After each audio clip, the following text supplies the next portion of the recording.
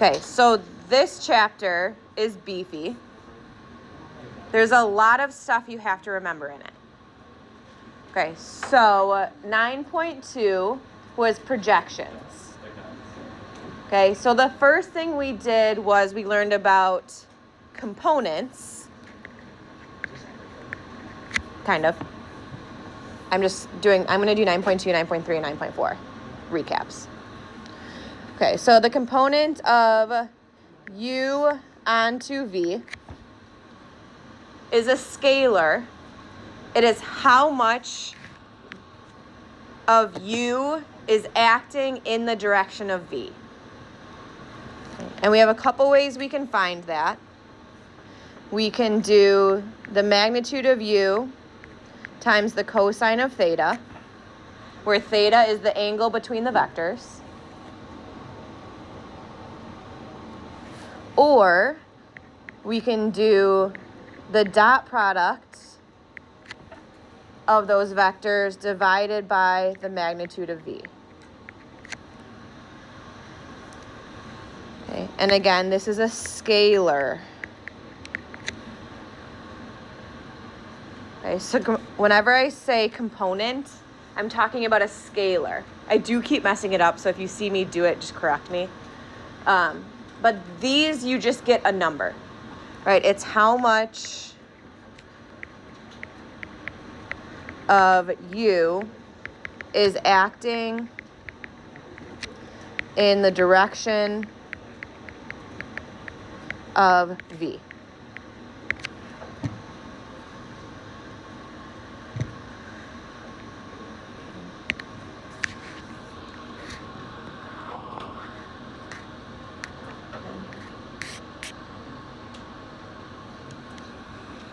The second thing we did was a projection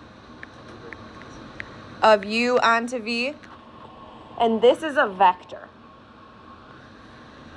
Okay, so I think the easiest way to remember it, if you don't want to memorize all of this, I mean, you still have to memorize it, but if you want to think about it kind of more conceptually, it is the magnitude of U acting in the direction of V. So that's the component that we did above. And all we want from V is the direction of V. Right? So we're going to multiply that by the unit vector in the direction of V. Okay, so that's V divided by the magnitude of V.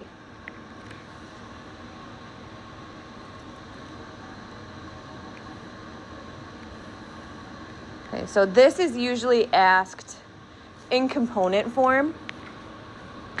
So we're going to do, the component is U dot V divided by the magnitude of V times the unit vector in the direction of V. Right, so this is a scalar times a vector. So the output is a vector. Okay, it has strength and direction.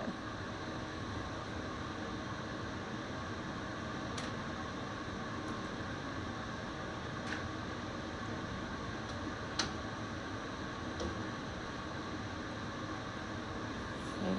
So a lot of times we will actually simplify this into U dot V over the magnitude of V squared times V, which is just that left formula simplified.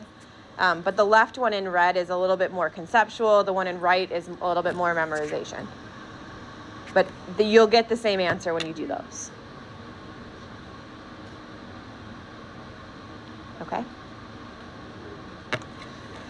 And then the other thing we did was what color do I want to use?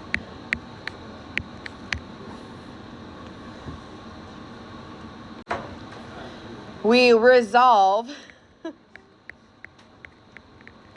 a vector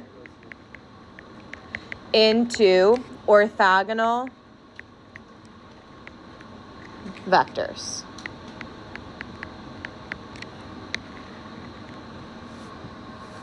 Okay, and remember orthogonal just means perpendicular. Why is that useful? Eliza. Because isn't that the force that's like can be used like perpendicular to the driveway and stuff? Like, yeah. It's a force that right. So we did this when we were taking the weight vector and we were breaking it up into the force parallel to the driveway and the force perpendicular to the driveway. But why are perpendicular forces useful in physics? Michael. Right, they're independent. Okay, so it is useful in physics to be able to break things up into orthogonal vectors because you can break them up into independent pieces. But to do this, if we have vector u, and we want to break it up into orthogonal vectors, the first vector is parallel to some vector v.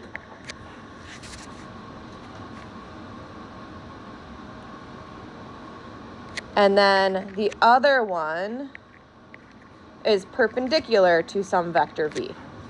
Okay, so in this case, like v would be the driveway, right? We're trying to find the force parallel to the driveway and perpendicular to the driveway.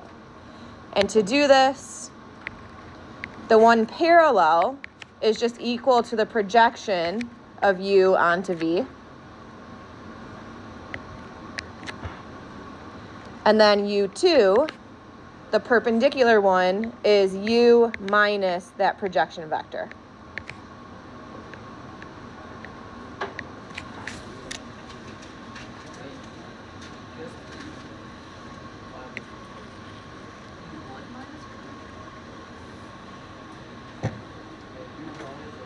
Use the original vector.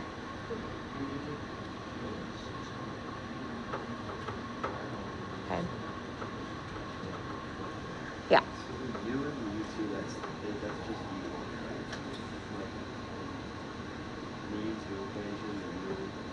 Is the original u minus u1.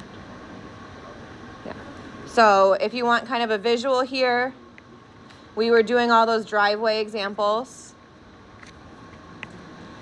Okay, so we would resolve the weight vector into a vector parallel to the driveway.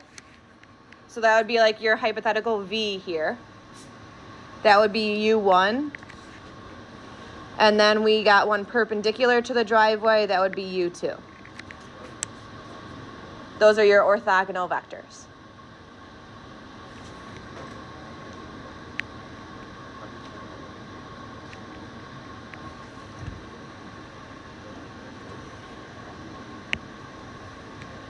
And then the last piece from this section was work. So where is original u?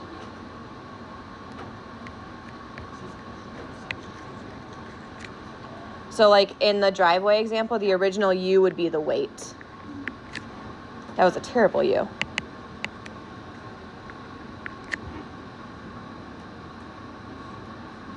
If you wanted to like call them u parallel and u perpendicular, if that made more sense to you, you could. It doesn't really matter what the subscript is. Okay, so the last thing we did was work.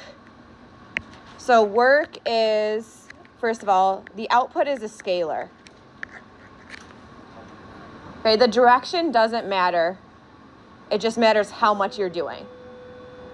Okay, so work is the force vector dot the distance vector.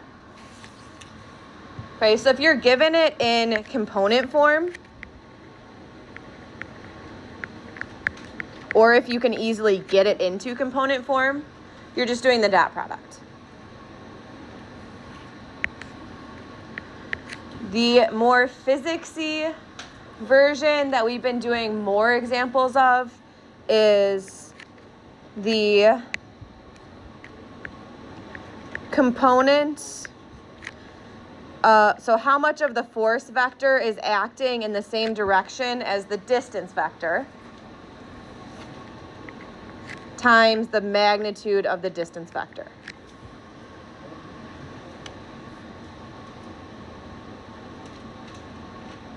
Okay, the important thing for work is that F, I don't like using that. The force and distance must be in the same direction